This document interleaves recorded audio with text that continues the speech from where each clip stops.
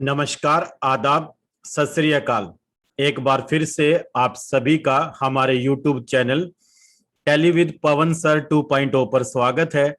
आइए आज की क्लास को शुरू करते हैं।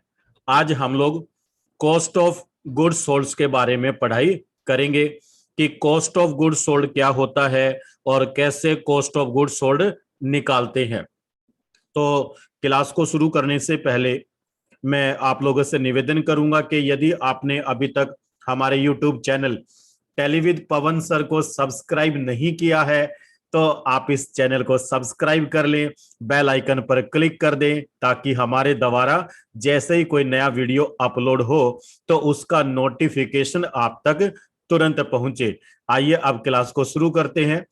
और दोस्तों, एक बात और करना चाहूंगा कि जितने भी लोग टैली सीखते हैं तो बहुत सारे लोग जो ऐसा मानते हैं कि टैली सीखने से ही मतलब केवल टैली सीखने से ही आप एक अच्छे अकाउंटेंट तैयार हो जाते हैं। तो मैं आपको बताना चाहूंगा कि यदि आपको केवल टैली सॉफ्टवेयर आता है तो आप केवल टैली के अंदर डाटा एंट्री ऑपरेटर का काम करते हैं। अगर आप एक अच्छे अकाउंटेंट हैं तो एक अच्छा accountant as a financial advisor भी हो सकता है, फाइनेंशियल एक्सपर्ट भी हो सकता है। वो प्रॉपरली फाइनेंशियल स्टेटमेंट्स को पढ़ने का मैं कहूंगा कि ज्ञानी बंदा होता है, क्योंकि उसको पता है कि फाइनेंशियल स्टेटमेंट कैसे तैयार की जाती है। वो किसी भी कंपनी की स्टेटमेंट पढ़ के उस कंपनी का पास्ट, प्रेजेंट और फ्यूचर बता सकता है। तो उसी प्रकार से जो आज का क्लास डिजाइन किया गया है तो ये केवल आप लोगों को टैली ऑपरेटर बनाने के लिए नहीं किया गया है। रियलिटी में वास्तव में आपको एक अकाउंट्स प्रोफेशनल, एक अकाउंट्स एक्सपर्ट कैसे तैयार कर सकते हैं उसके लिए तैयार किया गया है। तो आज आप बहुत सारी चीजें सीखेंगे। जो अक्सर मैंने देखा है कि जब हम स्टूडेंट्स को पढ़ाते हैं तो दो चीजों में स्टूडेंट बड़े कंफ्यूज होते हैं। एक होता है कॉस्ट ऑफ गुड सोल्ड और एक होता है क्लोजिंग स्टॉक। आइए आज इस क्लास के माध्यम से मैं आपके दोनों डाउट्स जो है वो रफू चक्कर करवा देता हूं। तो यदि आपको भी समस्या है ये समझने में कि कॉस्ट ऑफ गुड सोल्ड क्या होता है, क्लोजिंग स्टॉक कैसे कैलकुलेट किया जाता है, तो आइए फिर मैदान में उतरते हैं और सीखते हैं। तो सबसे पहले हम कुछ टर्म्स समझेंगे, कुछ बेसिक सी अकाउंट्स की टर्म्स। चलिए शुरू करते हैं जो हमें कॉस्ट ऑफ गुड्स सोल्ड निकालने में बड़ी मदद करती है। पहला टर्म यहां पर है ओपनिंग स्टॉक। आई थिंक सभी को पता है कि ओपनिंग स्टॉक क्या होता है। चलिए फिर भी एक बार रिवाइज करवाना चाहूंगा कि जैसे मान लीजिए मैं अब जो अकाउंट्स लिख रहा हूं ये अकाउंट्स में 1/4/2021 से और कहां तक लिखूंगा, ये मैं लिखूंगा भाई 31 मार्च 2022 तक। सही है। तो यहां पर 1 अप्रैल 2021 को मेरी दुकान में, मेरी कंपनी के अंदर सुबह मॉर्निंग में जो स्टॉक था वो कहलाएगा opening stock. Am I clear? इससे ज्यादा मैंने आपको पहले बता रखा है। चलिए आगे बढ़ते हैं। और जो मैं गुड्स बोट करता हूं, गुड्स मतलब सामान, बताया था ना मैंने आपको, लास्ट वीडियो में भी बताया था कि गुड्स कब माना जाता है कि गुड्स हम खरीदते हैं या तो मैन्युफैक्चरिंग के लिए या उसको रीसेल करने के लिए। तो जो गुड्स आपने रीसेल के लिए या मैन्युफैक्चरिंग के लिए खरीदा वो कहाँ जाएगा? परचेज अकाउंट में जाएगा। और जो आपने गुड्स परचेज किया अगर उसमें कुछ कमी बेसी है और वो आपने वापस दे दिया, वापस लौटा दिया, तो उसको हम क्या बोलते हैं? परचेज रिटर्न अकाउंट बोलते हैं। ठीक है। तो परचेज अकाउंट में से परचेज रिटर्न अकाउंट को क्या कर देते हैं? माइनस कर देते हैं। तो जो बचता है वो क्या कहलाता है? वो कहलाता है नेट परचेज अकाउंट। अब जैसे मान लो मैंने कहा भाई मैंने ना 900 रुपए का परचेज किया और 900 में से 200 रुपए का मैंने गुड्स वापस दे दिया, तो अब आप क्या बोलेंगे? आप बोलेंगे सर आपका जो नेट परचेज है वो कितना है? 700 रुपए। बस क्लियर। सही है। चलिए अब आगे बढ़ते हैं। अगला जो मेरे पास में टर्म है वो क्या है कि यदि आप कॉस्ट ऑफ गुड्स सोल्ड निकालना चाहते हैं तो ये बेहद जरूरी है कि आपको पहले ये भी पता हो कि डायरेक्ट एक्सपेंसेस क्या होते हैं और वो डायरेक्ट एक्सपेंसेस कौन कौन से होते हैं।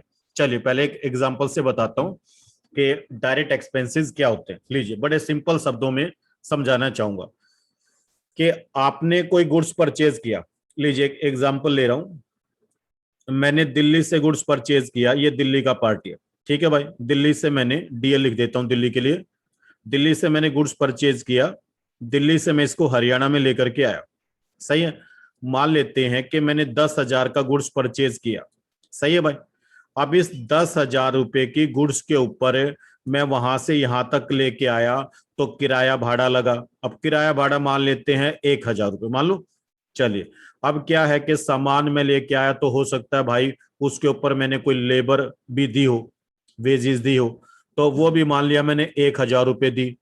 तो मेरी घर पे जो सामान आया वो कितने का आया, 2,000 रुपये, ये प्लस करो 10,000 वो, तो मैं क्या बोलूंगा कि ये सामान मेरे को 12,000 रुपये का आया है। तो इस तरह से जब आप कोई परचेजिंग करते हैं, तो परचेजिंग से संबंधित मींस आपने वो गुड्स खरीदा, चाहे वो आपने इंडिया के अंदर से खरीदा या इंडिया के बाहर से आप लेके आए, कहीं से भी आया, तो उसको आपकी कंपनी तक लेके आने पर जो भी खर्चा हुआ, वो सारा खर्चा आपका क्या होता है, डायरेक्ट एक्सपेंसेस होता है। और समझिए, और थोड़ा गहराई में उतरते हैं। अब मान लीजिए मेरा फैक्ट्री है, मेरी फैक्ट्री के अंदर सामान आ गया। अब फैक्ट्री में सामान आने के बाद अब फैक्ट्री से संबंधित भी खर्चे होते हैं। अब इलेक्ट्रिसिटी एक्सपेंसेस हैं, ठीक है भाई, हो सकता है फैक्ट्री आपकी रेंट पे हो, है, वहां पर आप वेजेस भी देंगे। तो फैक्ट्री के अंदर भी जो खर्चा हो रहा है, और ये खर्चा तब तक जब तक के वो वस्तु रेडी नहीं हो जाती, तैयार नहीं हो जाती सेल्स के लिए। अब मान लीजिए वस्तु पैक हो गया, सेल्स के लिए रेडी हो गया, और यहां तक आते आते पता लगा कि 3,000 रुपए का, मतलब मैंने सारे एक्सपेंसेस क्लब कर दिए, ठीक है भाई, 3,000 रुपए का और खर्चा होगा इसके ऊपर। तो अब आप क्या कहेंगे कि सर मेरे को ये वस्तु जो है ना, नेट पड़ी है 15,000 रुपए की। सही बताऊं तो इसी को बोलते हैं कॉस्ट ऑफ गुड सोल्ड। सही है कि मान लो ये एक मैंने कंप्यूटर रेडी किया, एक एग्जांपल ले लेता हूं, 10,000 रुपए का कंप्यूटर लिया था, 2,000 रुपए है लाने तक का खर्चा हो गया, 3,000 रुपए मेरी फैक्ट्री का खर्चा हो गया, तो कुल मिलाकर के 15,000 रुपए में मान लो मैंने इसको खरीद लिया, बना लिया। 15,000 का बना करके मान लो मैं इसको 20,000 का सेल कर रहा हूं, तो एग्जैक्ट क्या होगा, मेरा सेल तो होगा 20,000 रुपए, सही है भाई। लेकिन अगर मैं पूछूं कि इस 20,000 के सामान का कॉस्ट ऑफ गुड सोल्ड कितना है, तो आप क्या बोलेंगे, इसका सीओजीएस है भाई 15,000 रुपये। तो ये मैंने आपको बातों बातों में एग्जांपल से करवा दिया। लाओ डायरेक्ट एक्सपेंसेस एक बार फिर से समझा रहा हूं, सिंपल शब्दों में समझा रहा हूं। क्या बताया कि मैंने कोई गुड्स खरीदा, उस गुड्स को खरीदने के बाद अपनी फैक्ट्री तक लेके आने में जितना भी खर्चा हुआ, वो सारा मेरा क्या डायरेक्ट एक्सपेंसेस है। अब वो मेरा फैक्ट्री के अंदर आ गया, अब मैं उसके ऊपर मैन्युफैक्चरिंग कर रहा हूं, तो जब तक कि वो सेल्स के लिए रेडी नहीं हो जाता, तब तक जितना भी उसके ऊपर खर्चा होगा, ये बहुत प्रकार का होता है, आगे मैं आपको पढ़ाऊंगा। लेकिन आज जैसे हमने दो एग्जाम्पल लिए, मान लीजिए कार्टेज इनवर्ड है, अब क्या इसको हम कैरीज इनवर्ड भी बोलते हैं, ठीक है जी, वेजिज है, या इसको हम मजदूरी बोलते हैं, सही है। तो ये एग्जांपल हमने किसके ले लिए, डायरेक्ट एक्सपेंसेस के ले लिए। आगे मैं आपको एक अलग से वीडियो में पढ़ाऊंगा, अलग से क्लास दूंगा डायरेक्ट एक्सपेंसेस का, उसमें पूरा डीपली करवाऊंगा, ठीक है। तो फिलहाल मैंने आपको मोटा मोटा करवा दिया। चलिए अब आगे बढ़े। तो अब इसके बाद में और कुछ टर्म समझनी जरूरी है, कौन कौन सी है। नंबर एक तो सेल्स अकाउंट। सेल्स मतलब आपने वो जो बेचा, जो मैंने कहा ना कि मैंने कंप्यूटर 20,000 रुपए का बेच दिया, ठीक है जी, जो आपने सेल किया मीन्स आपने जो गुड्स सोल्ड किया, और उस बिके हुए सामान में से कोई सामान आपका वापस आ गया, तो उसको क्या बोलेंगे, उसको बोलेंगे सेल्स रिटर्न अकाउंट बोलेंगे, सही है भाई। अब जैसे मान लो मैंने एक सामान 1,500 रुपए का बेचा, अगली पार्टी ने मुझे भाई 300 रुपए का वापस दे दिया, तो अब ये कितना बचा, तो आप कहेंगे सर 1,200 रुपए आपका नेट सेल आ गया।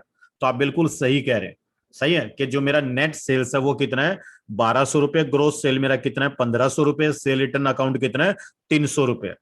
होपफुली आपको ये क्लियर समझ में आ रहा है। चलिए अब आगे बढ़ते हैं। अब क्या होता है क्लोजिंग स्टॉक। अब क्लोजिंग स्टॉक का मतलब क्या होता है कि जिस दिन मैं ये कैलकुलेशन कर रहा हूं, उस दिन मेरे पास में कितना स्टॉक सेल्स के लिए अवेलेबल है। ये भी मैं आपको अलग से बता चुका हूं कि स्टॉक 3 प्रकार का होता है, raw material, finish good, work in progress, ठीक है। तो ये सब क्लब करके इकट्ठा यहाँ पर कि भाई क्लोजिंग स्टॉक का मतलब है जो मेरी दुकान के अंदर सामान सेल्स के लिए बचा हुआ है, जो बचा हुआ सामान उसको क्या बोलते हैं, क्लोजिंग स्टॉक बोलते हैं, ठीक है। तो आइए अब हम सीख, ये टर्म्स अगर आपको क्लियर होगी, कौन कौन सी, number 1 opening stock, purchase account, number 2 purchase return account, number 3, number 4 direct expenses. आज डायरेक्ट एक्सपेंसेस के एग्जांपल में मैंने सिर्फ दो ही टर्म लिए हैं, कार्टेज इनवार्ड है जो किराया भाड़ा लगता है, जब हमने कोई गुड्स खरीदा तो उसको अपनी फैक्ट्री तक लेके आने पे जो किराया भाड़ा लगा उसको कार्टेज इनवार्ड बोलेंगे, वेजेस मतलब मजदूरी, सही है। उसके बाद में हमने क्या पढ़ा, सेल्स अकाउंट और लेस सेल्स रिटर्न अकाउंट और क्लोजिंग स्टॉक। अब ये सारी टर्म अगर आपको समझ में आ गई तो अब आप लोग रेडी है ये सीखने के लिए कि किस प्रकार से आप कॉस्ट ऑफ गुड सोल्ड को कैलकुलेट कर सकते हैं। तो आइए आप मैदान में चलते हैं और सीखते हैं। तो मैं मदद लेना चाहूंगा एक्सेल सॉफ्टवेयर का। ये लीजिए, यहां पर हमने एक स्टेटमेंट पहले से तैयार करके रखा, लाइए मैं पढ़ा देता हूं।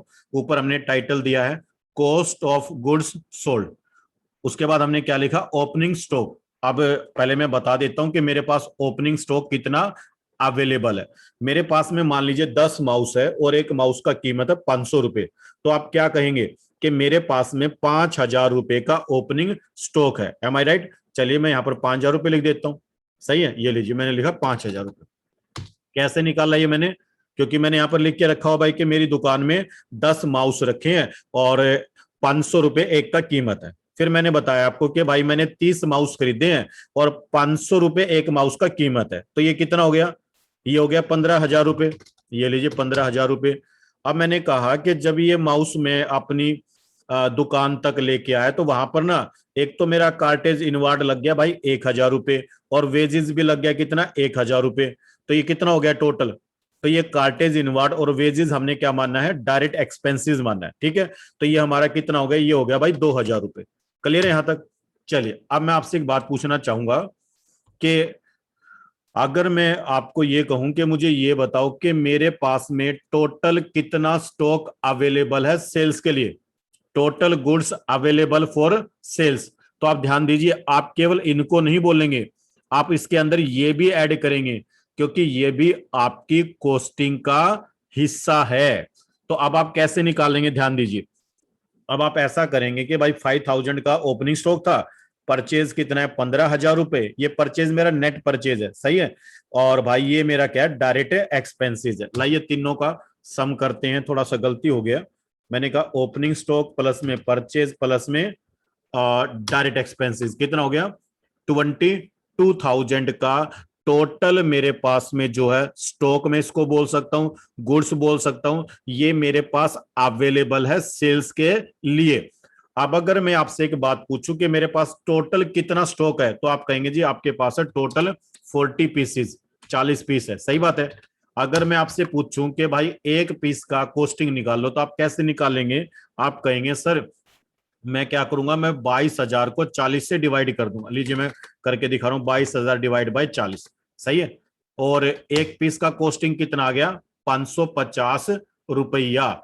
ये देखिए ये होती है कॉस्टिंग निकालना, सही है। तो अब आप यहां पर क्या कहेंगे कि मेरे पास में टोटल जो है वो 40 माउस अवेलेबल है और एट द रेट 550, 550 रुपए का एक माउस है। मैं फिर से देखो यार निकाल के दिखा रहा हूं, मैंने क्या किया, इक्वल लगाया, आपने बताया जी 22,000 रुपए का आपके पास टोटल स्टॉक अवेलेबल है। मैंने कहा पीस कितने हैं, बोले जी 40। ये लीजिए कितने का हो गया, एक पीस हो गया 550 रुपए का, सही है। अब मान लीजिए अगले दिन हम कहते हैं कि भाई अब जो है ना मेरे पास में केवल 8 माउस बचे हुए हैं और इन 40 में से 8 माउस बचे हुए हैं और 32 माउस जो 32 माउस आपने 800 रुपए के भाव से सेल कर दिए, सही है। चलिए अब अगर आपको मैं कहूं कि आपको अगर स्टॉक लाइंग विद अस का मतलब दूसरा सिंपल भाषा में बताऊं, क्लोजिंग स्टॉक अकाउंट की भाषा में इसको क्या बोलेंगे, क्लोजिंग स्टॉक बोलेंगे, ठीक है, कहीं आप कंफ्यूज हो जाओ। तो क्लोजिंग स्टॉक का वैल्यू आप कैसे निकालेंगे, मैं कहूंगा बड़ा आसान है, 8 माउस बचे हुए हैं, एक माउस का कीमत कितना था 550 रुपए, ये लो भाई, इससे सिंपल। और बताओ क्या बताऊं कि क्लोजिंग स्टॉक कैसे कैलकुलेट करते हैं, बिल्कुल रियल सिनेरियो के हिसाब से बता रहा हूं, दुकानदारी के हिसाब से बता रहा हूं। अब अगर मैं आपको कहूं कि सेल्स निकाल लो, तो आप क्या कहेंगे, भाई मैंने 32 माउस बेचे हैं 800 रुपए के भाव से, ये लो जी 32 इंटू में 800, कितने का सेल हो गया 25,600 का।